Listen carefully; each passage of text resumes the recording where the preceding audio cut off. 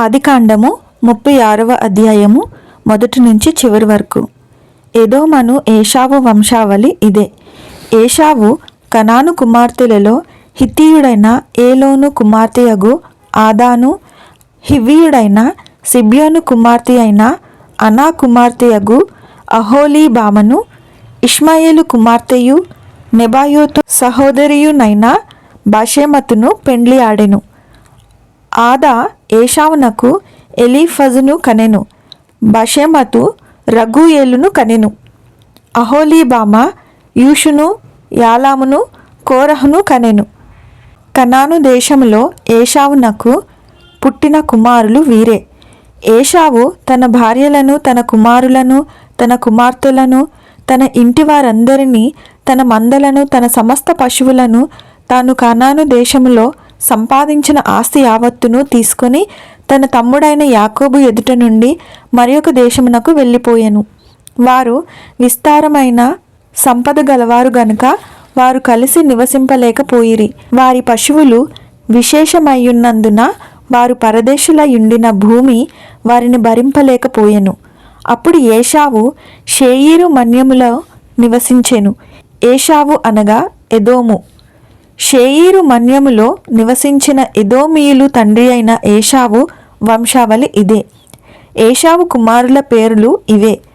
ఏశావు భార్య అయిన ఆదా కుమారుడగు ఎలీఫజును, ఏశావు భార్య అయిన బాషెమతు కుమారుడగు రగూయేలును.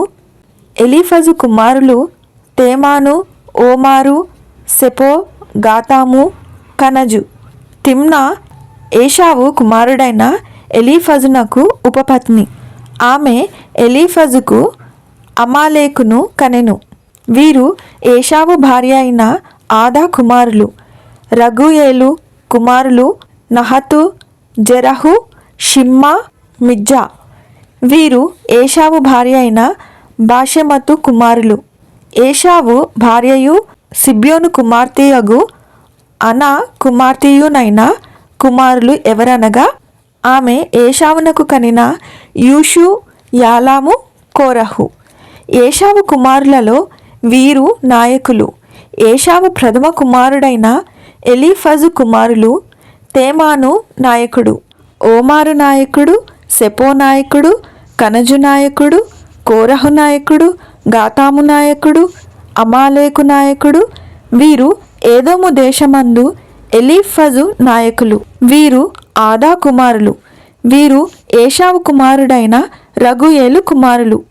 నహతు నాయకుడు, జెరహు నాయకుడు, షమ్మా నాయకుడు, మిజ్జా నాయకుడు. వీరు ఎదోము దేశమందు రగూయేలు సంతానపు నాయకులు. వీరు ఏశావు భార్య అయిన బాషెమతు కుమారులు. వీరు ఏశావు భార్య అయిన అహోలీబామ కుమారులు. యూషు నాయకుడు, యగ్లాము నాయకుడు, కోరహు నాయకుడు. వీరు అనా కుమార్తెయు ఏశావు భార్యయునైన అహోలీబామ పుత్ర సంతానపు నాయకులు. ఎదోమును ఏశావు కుమారులు వీరు. వారి వారి సంతానపు నాయకులు వీరు. ఆ దేశ నివాసులైన హోరీయుడైన షేయీరు కుమారులు లోతాను, శోబాలు, సిబ్యోను, అనా, దిషోను, ఏసరు, దీషాను. వీరు ఎదోము దేశమందు షేయీరు పుత్రులైన హోరీయుల నాయకులు. లోతాను కుమారులు హోరీ, హేమీము. లోతాను సహోదరి తిమ్నా. శోబాలు కుమారులు అల్వాను, మానహదు, ఏబాలు, షాపో, ఓనాము. సిబ్యోను కుమారులు అయ్యా, అనా. ఆ అనా తన తండ్రి అయిన సిబ్యోను గాడిదలను మేపుచుండి అరణ్యములో ఉష్ణధారలు కనుగొనినవాడు. అనా సంతానము దిషోను, అనా కుమార్తె అయిన అహోలీబామ. దిషోను కుమారులు హెమ్దాను, ఎష్బాను, ఇత్రాను, కేరాను. ఏసరు కుమారులు బిల్హాను, జవాను, అకాను. దీషాను కుమారులు ఊజు, అరాను. హోరీల నాయకులు లోతాను నాయకుడు, శోబాలు నాయకుడు, సిబ్యోను నాయకుడు, అనా నాయకుడు. దిషోను నాయకుడు, ఏసరు నాయకుడు, దిషాను నాయకుడు. షేయీరు దేశమందలి వారి నాయకుల చొప్పున వీరు హోరీల నాయకులు.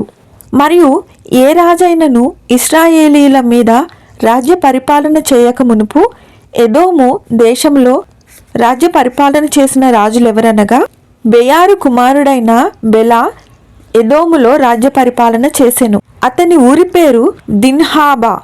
బెలా చనిపోయిన తరువాత బొస్రా వాడైన జెరహు కుమారుడగు యోబాబు అతనికి ప్రతిగా రాజాయను. యోబాబు చనిపోయిన తరువాత తేమనీయుల దేశస్థుడైన హుషాము అతనికి ప్రతిగా రాజాయను. హుషాము చనిపోయిన తరువాత మోయాబు దేశమందు మిద్యానును కొట్టివేసిన బదదు కుమారుడైన హదదు అతనికి ప్రతిగా రాజాయను. అతని ఊరి పేరు అవీతు. హదదు చనిపోయిన తరువాత మస్రేకా వాడైన షమ్లా అతనికి ప్రతిగా రాజాయను. షమ్లా చనిపోయిన తరువాత నదీ తీరమందలి రహేబోతు వాడైన షావూలు అతనికి ప్రతిగా రాజాయను. షావూలు చనిపోయిన తరువాత అక్బోరు కుమారుడైన బయల్ హానాను అతనికి ప్రతిగా రాజాయను. అక్బోరు కుమారుడైన బయల్ హానాను చనిపోయిన తరువాత హదరు అతనికి ప్రతిగా రాజాయను. అతని ఊరి పేరు పాయు. అతని భార్య పేరు మహేతాబేలు. ఆమె మెజాహాబు కుమార్తె అయిన మత్రేదు కుమార్తె.